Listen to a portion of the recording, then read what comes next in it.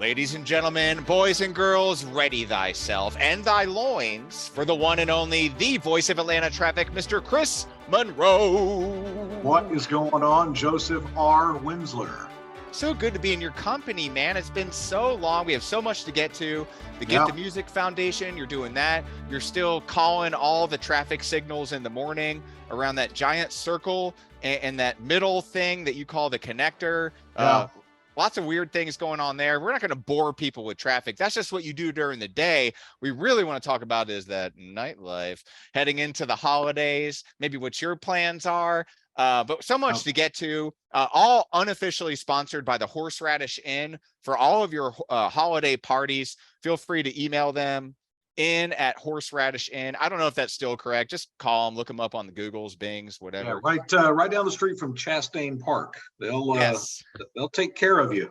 If you're amphitheating, get it on. That's what I like to say. It's very true. Chris Monroe, we've had so many questions since the last time we were in discussions here. So I say we just kick it off with Ask Monroe, if that's okay with you. Oh, listen, you are the great leader. You're the dear leader. You are the mastermind behind Wins World. So, this is your ship, Captain. Well, thank you. Thank you, sir.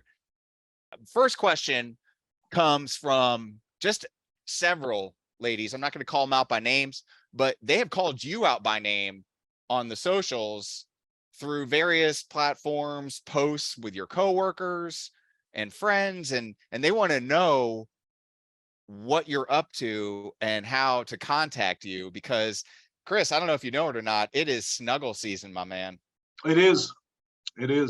And I was voted Atlanta's most eligible bachelor, and it was a high honor. It's an honor that I not only do I respect and take seriously, but it's a major responsibility. So when the ladies need to reach out, they can always just drop me a line. I'm low tech for the most part. Chris at chrismonroe.info.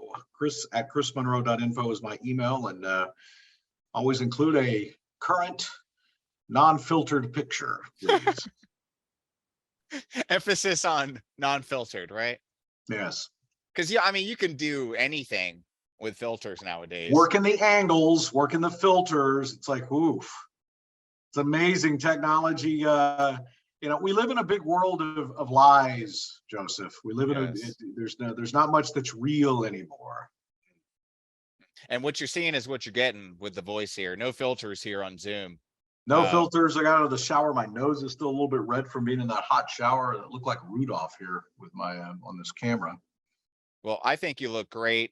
People, unfortunately, can't see you because all the traffic cams are pointing towards the roads and interstates. But in the morning, they hear you through various platforms, mainly through the FM dial down on the right side of the dial, to the right of 103 and to the left of 105.3. Yes.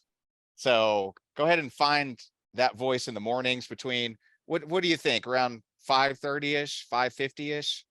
Yeah. 5:50-ish to 10 o'clock in that range. Yeah. You can also probably get them online too through the various, just Google Chris Monroe and Salem stuff, and they'll point you. But if you, scary stuff will come up. Don't believe it all. For instance, upon a simple search, you might think that Chris works in South Texas or Pennsylvania somewhere, but truth is he's right down the dial off of Peachtree Road in Buckhead. Yeah, these things you don't want to use. If it says Texas or Pennsylvania, don't use it. Just don't use it. Just simple, and especially if it's in all caps, you want to heed that wisdom.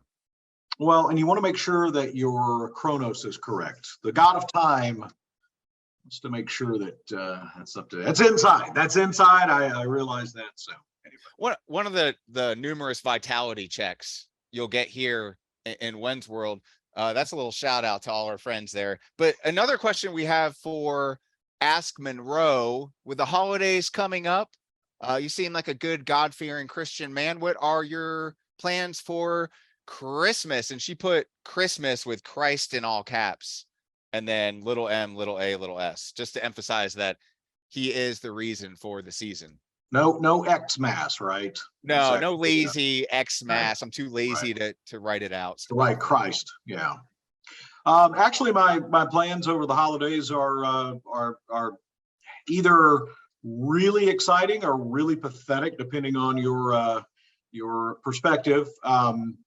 Actually, going to take some time and dig into a bunch of projects that I've needed to, just kind of in my home office where I am right now, in my study, as it were, to really start catching up. Most of it gift and music related, and just things that I just cannot get to during the week. A lot of long-term projects that require a lot of what I call ass in seat hours. So, and they also require not being distracted, which is never the case when I'm at any office space. So that's pretty much it. Relaxing. Going to spend the time with Dad. My sister and her boyfriend were down for Thanksgiving, so it's just me and Dad and his friend over for Christmas, and we'll make Mom's homemade spaghetti. She's no longer with us, but her recipe lives on, and that's pretty much it. That is the most beautiful, least pathetic thing I've heard. That's amazing. That's Well, that's good. exciting. How could That's you even good. say that would be pathetic? That's awesome, man. I love that. I love that you just gave some of your soul to the Wins Worldians here. Mom's spaghetti. What does it taste most like? Like, if I know it's nothing on this on the shelf could compare, right? But Yeah. if there was a comp, what No, would it's it be? very different from shelf spaghetti. It's just garlicky and basil-y and tomatoey and beautiful. You need the Yeah. garlic. You got to Yeah. have the garlic. A lot of fresh stuff. It's all fresh, and it's one of those things that gets better each day as it sits in the refrigerator. Kind of Yes. melds together even more. So yeah, it's usually that's kind of what I do. In some years past, I've done I did my first international travel in the last few years, of course, with all the pandemic stuff going on. And I went to Korea. And so oftentimes I did that back in November before Thanksgiving. Sometimes I would travel during Christmas, but this year really just a nice being at home. I need some time to just disengage from from the outside world for a little while. Sure.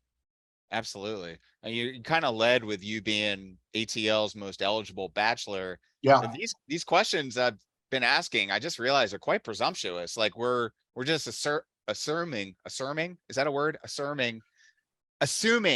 Well, it could be. Is that okay? The Wattenbarger's dictionary weighing in here, Webster's dictionary weighing in here, Right, right. Wattenbarger. And and the thing about it is you're here to answer. Is that a fair assumption, assertion, a something? Are you ready to be the least eligible bachelor by not being a bachelor? It has to be the absolute right person. I certainly, and I was talking about this. It's been one of those things. My last relationship was in the early part of 2019, so it's really been that long. It seems like just yesterday. In fact, that person just got married a couple of months ago, and has since moved on, which was a good thing for both of us.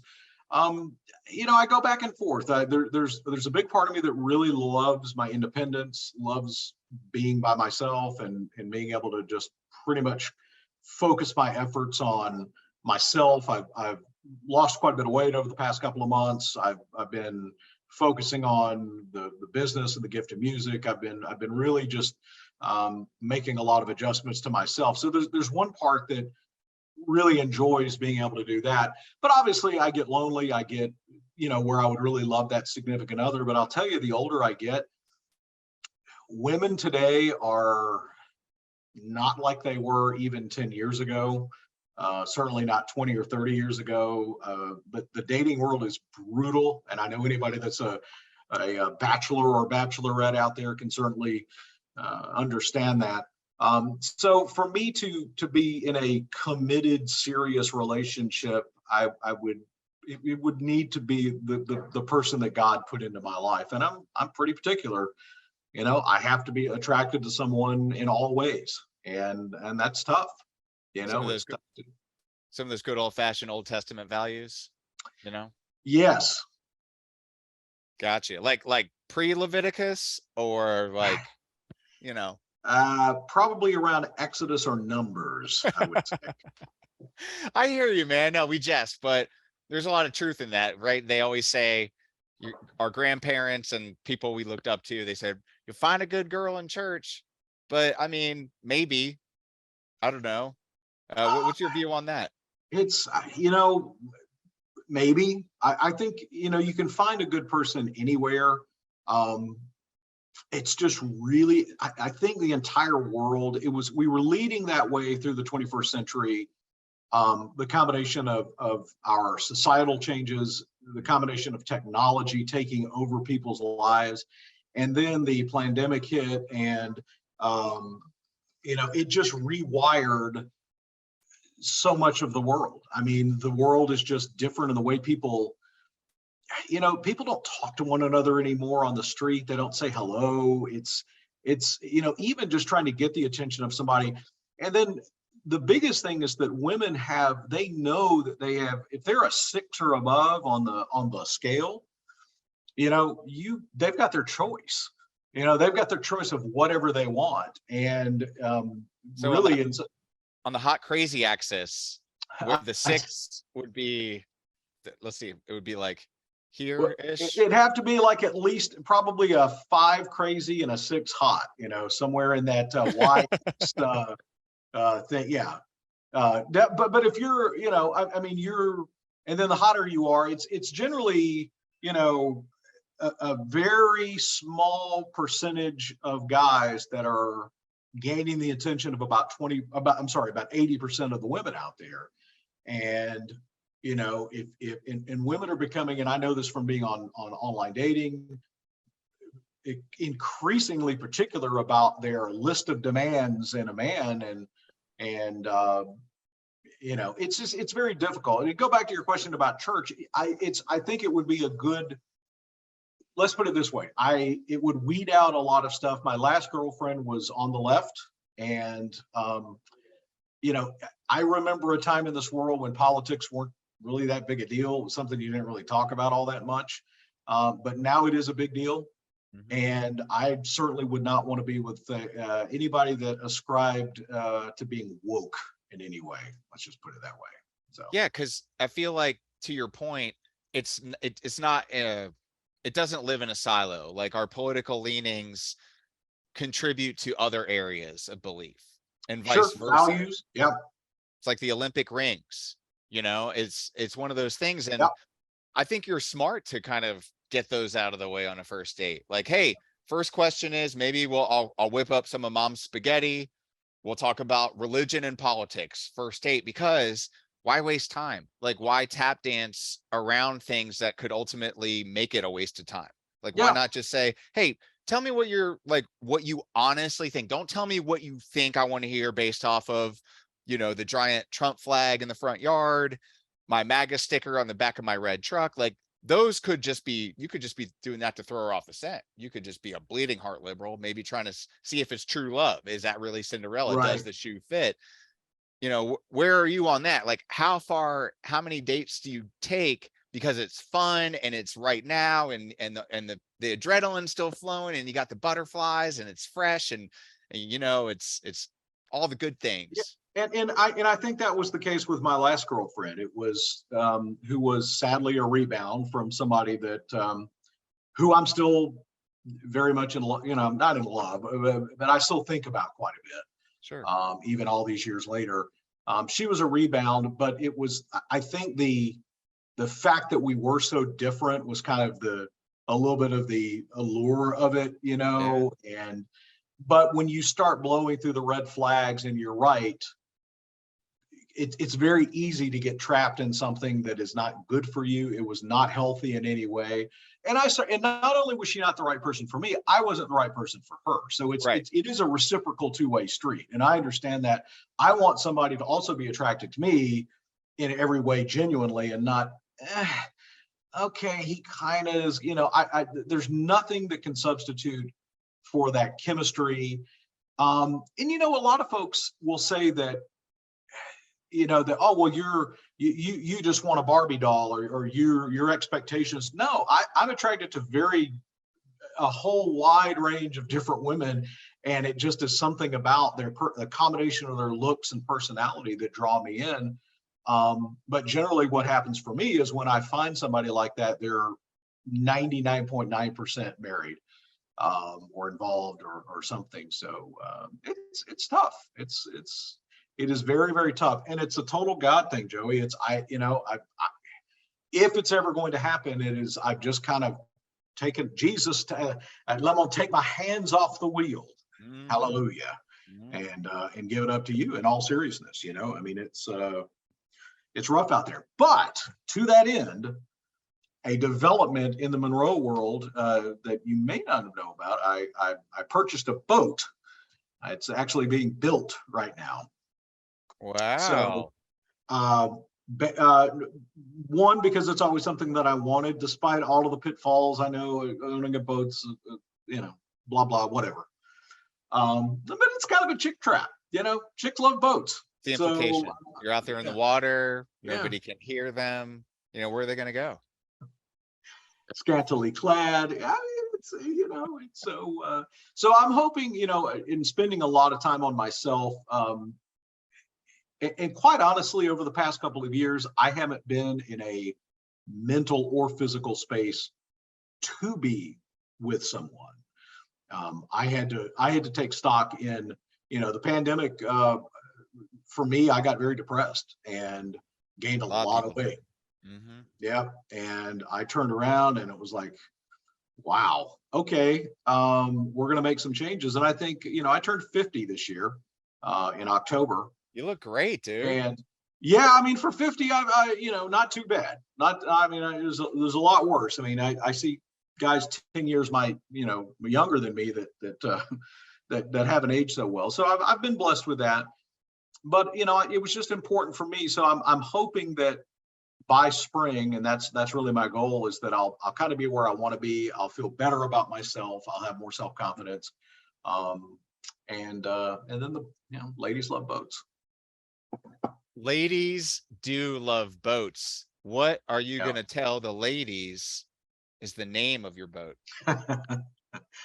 The SS Big Daddy. No. The SS Voice of Atlanta. That's a lot to live up to, Chris. I mean, that boat it's a boat, man. Yeah, I know. I'm just saying, I don't know. I know.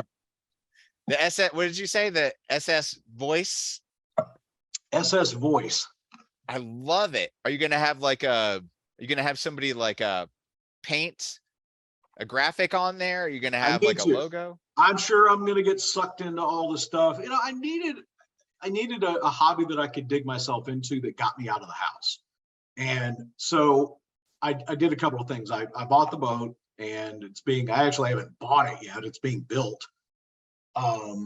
So hopefully that's going to come through here pretty soon. Then I bought me a bike. It's a little bit of a cheap bike. It's an e-bike, but the cool thing is it's gotten me out into nature now and got me back outside. Nice. And that was a quick way for that to happen. So I needed some hobbies that got me out to where I could meet people. Mm-hmm. And that's kind of where I'm at on that. Have you seen any eligible bachelorettes on the bike trail? Can you take an e-bike on a bike trail, or is that kind of frowned on? You're probably not supposed to, but I do. Yeah. Right. I mean, generally I only use the E portion of it to get me up the grueling hills after I've ridden 25 miles. You kind of like, all right, we're gonna just hit the thumb throttle and we're gonna go. It's pretty cool. I mean, and that's the nice thing about it, is you feel like you can ride farther. It gives you more sense of security that you're gonna be able to make it back in one piece. But yeah, but it's hard, because again, it's, people are very isolated. They're in their zone. They don't want to be bothered, that's their time. So it's to that point, it's hard to even start a conversation because somebody's running by with their latest earbuds in, and, Sure, sure. or cycling by or whatever, and are they with a girlfriend, or they're with a boyfriend, holding hands and stuff. You see a lot of that, but all I can do is just keep trying, and keep working on myself in the meantime, and that's all I can do. I love it. I love that. So what would you say if you, not if, but when that next date happens with that lucky person, they asked you, where do you want to be 5 years from now? What would that answer look like? I want to be out of radio, for sure. And radio's been very good to me for a long time, over 3 decades. Not very good. I'll say it's been consistent. It's been decent to me. It's been consistent. And it's certainly one of the things I was put on this earth to do. So in 5 years, I'd like to have retired from radio full time, and then obviously running the gift of music and expanding it across the country is really the next thing. Where, I always say that will become my full-time job. It actually is just one of 2 full-time jobs right now. Hence, I'm spending 2 weeks of vacation to work on it. So that, and then outside of that, I just continue to build peace and happiness in my life, man. I know that's kind of ambiguous, but I'm trying to surround myself with things that are simpler and things that create joy. Positive vibes only, right? Positive vibes only. Yeah. If you want to go to the hashtag buzzwords, is positive vibes only. New year, new you, or yeah. Well, no, yeah. Anybody that does that's generally kind of phony. So I started the new me back in like September. Nice. So what would that look like? What does the epitaph look like for the new me? Mm-hmm. Well, a lot of it was getting rid of a lot of weight. I've still got about 20 pounds to go, but I'm down almost 40. So you look great, man. No, I feel so much better. And you get the wake up calls. You go to the doctor, and oh yeah, now you're a type 2 diabetic. Oh yeah, now you got high blood pressure. Oh yeah, it's like, I don't want to be that guy. I see these people walking around, and then you go to because I love to travel to Asia, and then I went to Korea, as I said last month. And you realize how fat we are in this country. We're really fat. I mean, There's not a fat person. I mean, it's like 1% of Korea is fat. And, and same with Japan, and same with Malaysia. It's just, you just don't see. But, I just don't want to be that guy that is just let themselves go. And, I don't feel physically well when I'm like that, and I don't feel mentally well because I'm so self-conscious. And I was at a function earlier this week, and I had some nice clothes on. I don't get to dress up a lot, and I felt really good about myself. I felt like I presented well, and that I was back to where my level of gentlemanliness was supposed to be, because it's easy to let it go, especially if you are by yourself and you're not trying to impress anybody. Well, totally. And plus, I mean, the lure of eating out is there all the time, because cooking for one it's kind of counterintuitive and counterproductive if you think about it. If you're like me, I dirty like 6 things to cook one thing. So it's like I got an hour of dishes and I'm going to slam this plate in 5 minutes, be super full, and just want to sit on the couch. So I'm with you on that, man. We actually had a question come in from an aspiring college graduate who was looking to get into radio, believe it or not. Here in Atlanta, what advice would you give in today's ever-changing digital climate? To my surprise, radio is still somehow relevant. Right. Almost 2023. I honestly didn't think it would make it this far. I look at some of the younger skewed stations like where the Burt Show is and those kind of things, and that's really the allure. It's no longer the music, because you can get the music on demand. You have to have content. So I to me, I don't know what I've given up trying to figure out what the future of terrestrial radio looks like. Eventually I think FM and AM will go away. It may take a couple of more decades. I think everything is going to be IP based streaming at some point. It's kind of like that right now. It really is. You've still got, it's kind of like you've still got the TV stations over the air, but most people get the TV. It's like, channel 46 doesn't mean anything anymore. Yeah. You used to have to go cook, and you went to that number, and that doesn't mean anything anymore. Wasn't that so cathartic? I feel like the remote's too easy. I feel like it's not satisfying. Like maybe a little struggle. Maybe we should have to turn like the Price is Right wheel, like something like big and meaty to get to that station, especially when DirecTV and it's like 300 or 400 going all the way from the home row, ASDF, JKL, semicolon, 258, 11, 14. Sorry, random thought. Yeah, no, it is, and we're so spoiled today, and especially in this country, the fact that we have the time to protesteth about the things that we do shows you how spoiled brats we are. But to get back to the original question about getting into radio, there's opportunities out there to be, a promotions person. Generally, they're always looking for people to get your foot into the radio station. But I would always have an eye to using that as a springboard and not as a full-time career. Even when I entered the business in 1990, it had changed pretty dramatically even by that time. That the 90s are when you had the big conglomerates like Clear Channel and the deregulation of local radio, and then they were able to buy up all these stations, and then of course technology caught up, and they said, well, we could just have one person in Dubuque, Iowa voice track all of these stations, and we'll save all this money. They almost killed radio in the process. Now people are starting to turn around radio executives and say, well, it's local content. But you got to remember that the Burt shows and the Burts of the world are few and far between, Sure. Of getting into that profession.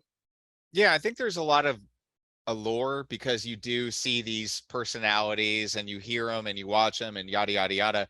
And nowadays it seems like anybody can be, but for everyone, there's a million that aren't going to be there. So that kind of is a great lead into the next question from Christy. Christy says, I really, really want to be famous. How do I get into, like voiceover acting and acting? Because I just really, really want to be famous so bad. What advice would you give to, especially a female who just wants that fame and that notoriety, but, there's a lot of trappings that can come along with that, especially in media. What advice would you give to her? Yeah, I think it's very dangerous for your primary passion to be being famous. I guess we want what we want. The allure of that has become so strong, that if and for a lot of females, and just keeping it 100 here, is that, if you're good looking and are willing to show some skin, you can easily become famous. Sure. But is that what you want to do? Is that really how you want to become famous? I think, it depends on what your skill set is. Do you have the skill set for being a voiceover talent? Maybe you do, but there's no guarantee that that's going to lead to any sort of fame. And all fame is fleeting. And I think you made a good point. Anybody can be, famous. Everybody has a soapbox today. Everybody has a show. But that doesn't mean that everybody is going to be famous. So I would really I would caution against that being your primary motivator, because I think you're setting yourself up for disappointment. Yeah, I mean, just firsthand account here. I know that 31 YouTube subscribers sounds like something that you probably lose sleep over. You think, how do I get there, Joey? How can I get to that peak you've reached? And I'm here to tell you, it's not easy. I Well, mean, yeah, lots of time not focusing on building the brand, more time focusing on raising kids and being a husband and full-time right. job and all this. But for those of you who haven't elected to go down certain paths or just find yourself with that extra time, to their point, Chris, like, learn, right? The question before that was the ever-changing landscape, however you want to put it. Everything's changing. That's the only constant, especially in media and how we consume it, how we absorb it, how it's distributed, how it's monetized. That's a huge question. My advice would be, if you can, try it. Like, don't be afraid to fail, but also, like, think about what you said, Chris. I think that's a very important point. Do you really think about this? It's cool to want that instant pop, right? Oh, I just got XK, followers on Instagram, or, Chinese social media, TikTok or Facebook or Twitter or what have you. But then think, like, 5-10 years from now, when you do change your mind about, your future, when you do meet that somebody and you do start a family and yada, yada, yada, is that something that you want to be the beginning, or like the path that you took? Because once you go Yeah. down that path, you can't change it, right? I mean, it's where you are. You can kind of take different path from there, but once you're known for something, or once it's out there, as they say, once you hit post or publish, it's Yeah. out there forever, whether you delete it or not. Somebody has it. And That's true. That's true. And it's a good point, because again, what is your primary motivator? And I heard that the other day, that, it used to be in my generation, people aspire to be doctors or lawyers or whatever. Today it's, I want to be a social media influencer in this generation, Gen Z. And that lust after fame, and the constant dopamine hits is what everybody is after today. Whether it's through, everybody needs constant self-approval of do you like me? Did you like my post? And it's just, it's sad. I mean, there's actually, I think about you because there's a guy on YouTube. It's Joey B. Tunes versus the world. And he's just a guy that sits here and just makes fun of online stuff that's just all cringeworthy. But it's sad too at the same time, man. And it's like, I think figuring out why God put you here on this earth is the most important thing. Not saying, well, this looks hot, or like it can bring me instant fame and fortune. But I was blessed that I've always known why I was on this earth. But really, if you just sit still for a few minutes and for a while, and look at what you're passionate about and where your skill sets are, you'll quickly discover why you're on this earth. And it may be different than what you want it to be, Yeah. I mean, for a lot of people, they may feel as if they're on the edge of validation. They're right on the edge of purpose, and discovering that is like taking a leap of adventure to the next thing. Sure. And for a lot of people, maybe they don't understand a concept of like a greater path or purpose, right? Because we watch these movies of all these adventurers, and their long hair and their cowboy hats, and they go on these crazy adventures, and whips and stolen treasures, and Doc Jones and all this stuff. But the reality is, most people aren't going to live that life. And there's kind of this lie that if you live this ordinary, and I put that in quotes, life, that you haven't really lived. Like, we're always being told that you have to do something great. Like, what is great, right? Because all you hear about are people's fake stories about how great everything is in their life. Because what social media doesn't show you are the struggles Absolutely. Well, and that is really the crux of all of this, man, is that, all of it's fake news. Okay. It's fake. It's all fakers back there. You see all the fakers back there. I mean, it is, and that's why I made the decision, I don't know, years ago now. It's been probably 4 years or more, maybe even longer, that I decided to get rid of all personal social media. I have not partaken in 1 second of it since then. And that trend is starting to catch on. A lot of people are just done with it. And but it's like an addiction. It's like a drug addiction for a lot of people that, and the most common thing I hear is, well, my family is spread out all over the country, and that's the only way we can keep up. I mean, okay, is that really the only way you can keep up? I guess. But even if it is, you can still just have it to have those Facebook Messenger calls. Like, why do you have to see all of the other negative stuff that I just got to a point where I just couldn't take the constant bickering over nonsense and just the stupidity of the stuff. I mean, some of these TikTok challenges, and not to even get in to the evils of TikTok and its connection to the CCP. But just what it does to our society and what it's done to people, I fear for this next generation. I mean, people don't know how to communicate without a smartphone in their hand. They don't know how to show emotion to people. It's like, how do people even have relationships now? No, that's real, man. And it is a struggle. Like, even, married, boring folks like me, it's a struggle, because I'll be sitting on the couch and my wife will be talking to me, and then out of nowhere, I'll just pull out my phone and just start looking, and I don't even realize I'm doing it.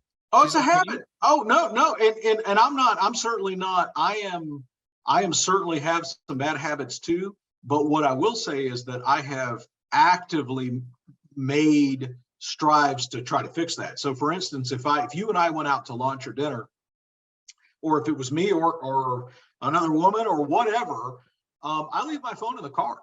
I believe in that time of being disconnected from technology in my phone. And, it's because it can rule your life. And, you see people at events and whatever it is, out doing something.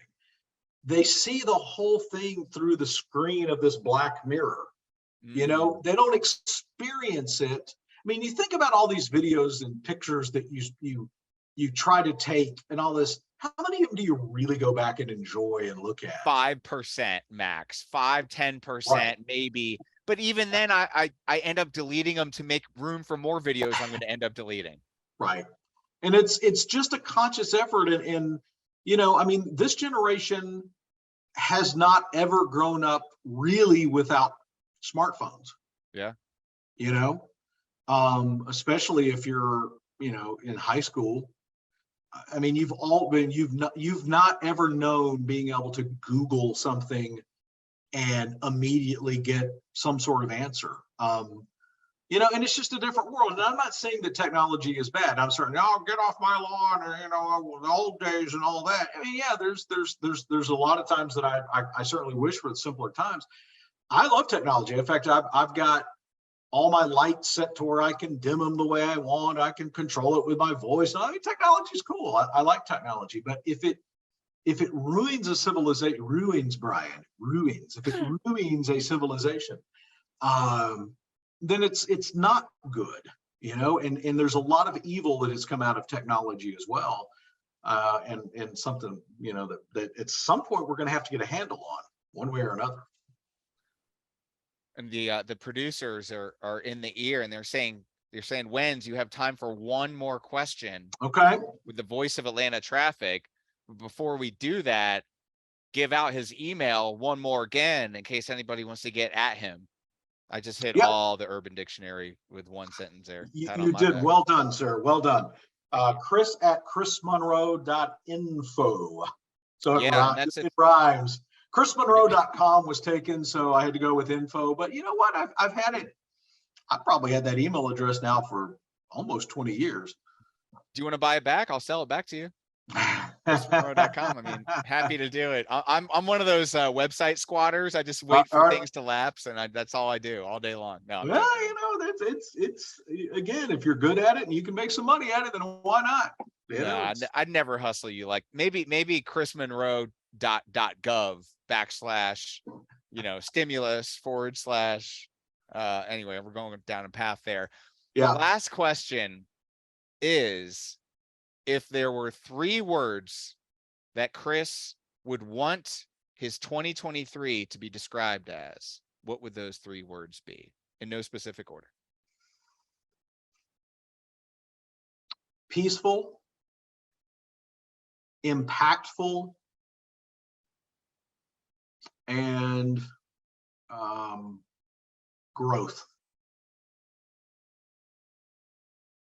Personal and professional growth. Well, we're just going to have you back to see how peaceful, impactful, and growthful 2023 is being for you. I'm excited, man. I feel like huge things are around the corner for you. I mean, listen, it's huge. It's huge. It's huge. It's like the USS Big Daddy, Listen, but for real, you're planting a lot of good seeds. You're doing a lot of great things with the gift of music. I mean, this is one of those organizations that helps people where you're kind of stepping outside the boundaries of, quote, white suburbia. You're really heading into places where kids may not have the homes that can afford the instruments that can keep them out of the trouble that we sit here and complain about in white suburbia. So it's kind of a societal fix, if you will. If we're tired of the stories of kids going down the wrong path, shooting each other, gang related stuff, what better way to stop that than to head it off at the pass? And music is one of the ways that we can keep kids off the streets. Yeah, definitely. It's just been a true blessing, Joey. God laid the Gifting Music Foundation idea on my heart back in late 2014. And from we still have very much the cornerstone of the original idea is still very much a part of our foundation. But it's just continued to grow and expand. We're building out a new 12,000 square foot facility because we've outgrown our current facility years sooner than we expected. We just don't have anywhere to work, anywhere to put people. We put thousands of instruments in the field last year. Our primary mission is creating access to instruments and music education. We're not really a true charity. We're not giving coats away. We're not feeding people, but we believe that everybody can have some skin in the game. And that's what, everything we do is needs based. But in most cases, we do very little for free, because you learn quickly when you open a nonprofit, and especially that gives away valuable musical instruments, that has a high abuse rate. Sure. And that things that are given away for free usually are not valued as highly as things that you have some sort of skin in the game in. So anyway, we just continue to just do great. I mean, there's times when it's overwhelming. It's times when it's overwhelmingly stressful, and then there's just times when I just step back and go, wow, I can't believe we've made it to this level. And I know it's not me, it's God. I'm just a vessel. And I tell people all the time, people introduce me, oh, he's the CEO, blah, blah. I'm like, no, I just write the checks here, man. That's all I do. So that's what a good leader would say, man. Yeah. I love it. We need more leaders like Monroe. We need more leaders like Monroe. Well, yes. Is there, you sound croaky. It's the season. It's a seasonal allergy thing. Must be the Christmas tree or something, Yeah, absolutely. Chris Monroe, always a pleasure to have you in the world of Wednesday. We're gonna have you back because listen, there is a 2023 ahead, and I think this is going to be the year of Monroe. I think by the end of 2023, we're going to have to take most eligible bachelor off the table, throw it off, crumble it up, out of here, eligibility for bachelorhood forever. The year of Monroe. Dun, dun, dun, dun, This is the dawning of Chris Monroe. But we'll have you back. We'll talk about all the goodies, talk about what the gift is doing. But hey, man, there's still time left in the fiscal year of 2022. If you want to do those end of year donations, right? Uncle Sam rewards you for said giftings. What's the best way for them to do that? Gift2music.org? Yeah, correct. Gift2music.org. And generally, if you'll just Google Gift2Music, we'll come right up. We have several websites for different programs and things like that. But our main site is gift2music.org. You can make a financial, there's always three ways you can help us. You can make a financial contribution, which of course is always needed. You can donate an instrument that's not being used. The only thing we don't accept are pianos and old Baldwin organs from the 70s because nobody wants them and we ain't got room for them. But if it's a string instrument, woodwind, brass, percussion, electronic keyboard, any kind of musical instrument outside of an acoustic piano or an old organ, we'll take it. And then you can always volunteer for us. If you want to volunteer, you can go on our website and you can actually create. If you click get involved at the top of the page, all three of these options will be there. And if you choose to volunteer your time, you can create your own customized peer-to-peer fundraising page. You can put your story on there of how music impacted your life. You can create a team. You can set a goal for instrument donations. And really, instrument donations are the lifeblood of what we do. We had the CEO of Fox Automotive actually just relocated his business from California to Brazelton. Imagine that, someone leaving California. And donated $500,000 worth of custom guitars to us that we've been able to auction off and raise money this year. So, I mean, it's not only money, but we can take instruments and turn those into money as well. And that kind of money buys a whole lot of student level instruments to get kids involved. I mean, these were, artist signed one-off guitars that were custom made and that kind of thing that you don't exactly give to a sixth grader. So. Sure. Signed by Stevie Ray Vaughan. Let's put this one in that pile. No. And you've been doing this so well. You're so great with all the resources that you've been blessed with. Hey, Chris Monroe, always a pleasure to be with you here. And we'll have you back in January, in the first month, the year of our Lord, 2023. Thank you, sir. Enero. Sí. Gracias, señor. De nada.